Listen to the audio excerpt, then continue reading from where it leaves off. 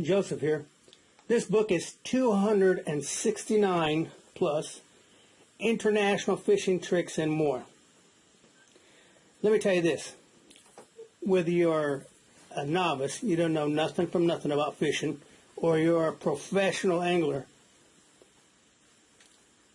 you're going to learn something out of this book. I'm telling you.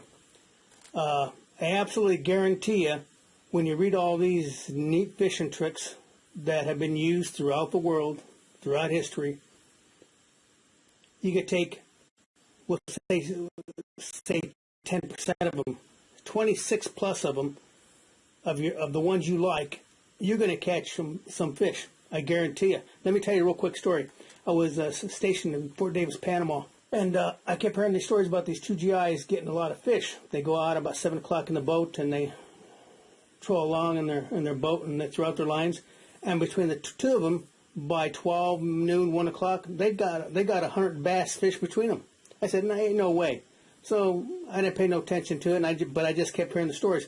Finally, towards the end of our tour at Fort Davis, I finally caught up with these two guys, and they told me how they caught all these fish. So I went out and I tried it myself, just off the shore.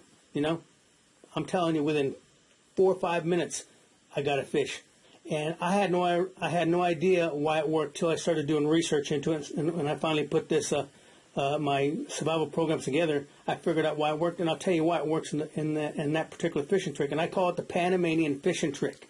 That's just one of the 269 plus fishing tricks and more.